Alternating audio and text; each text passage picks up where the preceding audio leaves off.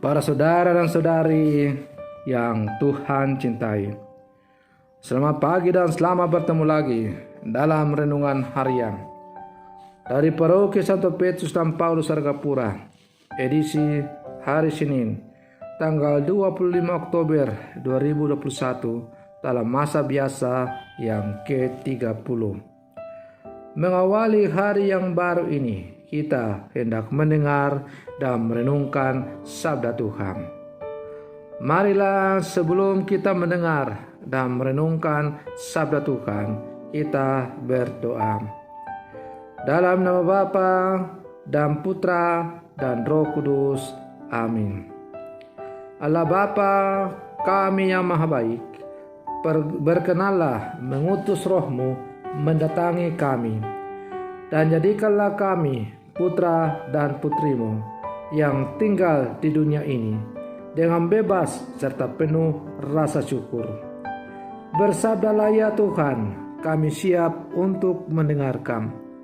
Terpujilah Engkau Bapa, Putra dan Roh Kudus, kini dan sepanjang segala masa. Amin. Para saudara dan saudari yang Tuhan cintai, sabda Tuhan yang hendak kita dengar dan kita renungkan untuk mengawali hari yang baru ini diambil dari Injil Lukas pasal 13 ayat 10 sampai 17. Tuhan bersamamu. Inilah Injil Tuhan kita Yesus Kristus menurut Santo Lukas. Pada suatu hari Sabat, Yesus mengajar dalam salah satu rumah ibadat. Di situ ada seorang perempuan yang telah 18 tahun dirasuk roh sehingga ia sakit sampai bungkuk punggungnya dan tidak dapat berdiri lagi dengan tegak. Ketika Yesus melihat perempuan itu, ia memanggil dia dan berkata kepadanya, "Hai ibu, penyakitmu telah sembuh." Lalu ia meletakkan tangannya atas perempuan itu, dan seketika itu juga berdirilah perempuan itu dan memuliakan Allah. Tetapi kepala rumah ibadat gusar karena Yesus menyembuhkan orang pada hari Sabat. Lalu ia berkata kepada orang banyak, "Ada 6 hari untuk bekerja. Karena itu datanglah pada salah satu hari itu untuk disembuhkan, dan jangan pada hari Sabat." Tetapi Tuhan menjawab dia katanya, "Hai orang-orang munafik, bukankah setiap orang di antaramu melepaskan lembunya atau keledainya pada hari Sabat dari kandangnya dan membawanya ke tempat minuman? Bukankah perempuan ini yang sudah 18 tahun diikat oleh iblis harus dilepaskan dari ikatannya itu karena ia adalah keturunan Abraham?" Dan waktu ia berkata demikian, semua lawannya merasa malu dan semua orang banyak bersukacita karena segala perkara mulia yang telah dilakukannya. Demikianlah sabda Tuhan. Para saudara dan saudari yang Tuhan cintai, berdiam diri atau bergerak untuk menolong sesama yang membutuhkan pertolongan. Mana yang harus kita pilih? Hari ini kita mendengar sebuah perdebatan tentang hari Sabat. Seperti biasa, ada pertentangan antara aturan hari Sabat yang secara kaku diajarkan oleh orang Farisi dan ahli Taurat dengan sikap Yesus yang mengedepankan belas kasih. Secara kasat mata, tindakan Yesus dianggap sebagai sebuah pelanggaran adat istiadat dan juga pelanggaran terhadap aturan agama itu. Terlihat sekali Yesus tampak mulai emosi terhadap sikap formal dan kaku dalam menjalankan aturan agama. Siapakah di antara kamu yang kalau anaknya atau lembunya terperosok ke dalam lubang tidak segera menarik keluar walaupun itu adalah hari Sabat?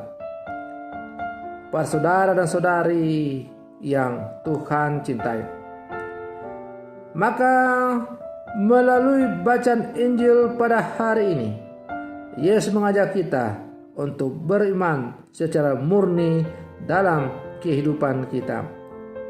Kita diajak untuk kita tidak jatuh dalam sikap iman yang munafik, tetapi harus memiliki iman yang penuh dengan belas kasih, sebagaimana yang telah diajarkan oleh Tuhan kepada kita. Manusia adalah untuk hukum Taurat, untuk hari Sabat, dan bukan hari Sabat untuk manusia. Para saudara dan saudari yang Tuhan cintai, berapa tahun ini Paus kita Fransiskus mendorong kita untuk menjadikan belas kasih sebagai intisari dari segala gerakan pastoral dalam gereja. Maka teologi belas kasih menjadi dasar dari keyakinan beliau atau Bapak Fransiskus. Maka jelas terlihat pola kepemimpinan Paus Fransiskus bukan pertama-tama menekankan kekakuan tradisi, hukum gereja, dan segala aspek formal. Menyelamatkan orang lain menjadi suatu tujuan utama yang tidak boleh digantikan oleh apapun. Para saudara dan saudari yang Tuhan cintai, tentu saja hal-hal seperti aturan bersama dan hukum sangat diperlukan dalam menata satu lembaga atau hidup di mana kita hidup bersama-sama secara sosial. Namun hendaklah kita sadari bahwa bacaan Injil pada hari ini mempertegas bahwa semua yang telah kita rumuskan sebagai aturan harus mengabdi pada keselamatan itu sendiri. Bagaimanapun, hukum tertinggi dari segala aturan itu adalah keselamatan jiwa-jiwa orang beriman. Maka keselamatan umat Allah adalah merupakan hukum tertinggi yang harus kita kedepankan dalam menjalani setiap pergumulan hidup kita. Para saudara dan saudari yang Tuhan cintai, apakah hukum di tangan kita bisa menjadi sarana untuk menolong dan menyelamatkan, atau jangan-jangan di tangan orang-orang tertentu hukum hanyalah alat untuk menunjukkan otoritas dan mengadili kesalahan orang lain?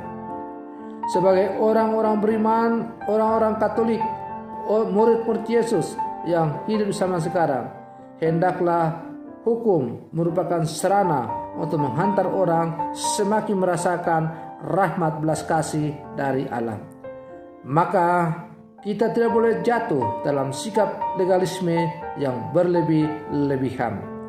Hukum ada sebagai sarana untuk menghantar orang bertemu dengan Tuhan dan bukan menjadi tujuan dari hidup manusia, tetapi ia adalah sarana untuk mencapai kesempurnaan di dalam alam.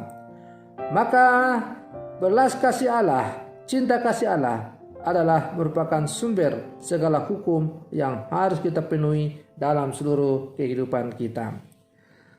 Para saudara dan saudari yang Tuhan cintai, semoga perlindungan saya untuk mengawali hari yang baru ini semakin menghantar kita untuk menjadi murid-murid Yesus yang penuh dengan belas kasih dalam seluruh kehidupan. Semoga demikian. Selamat pagi. Tuhan Yesus memberkati.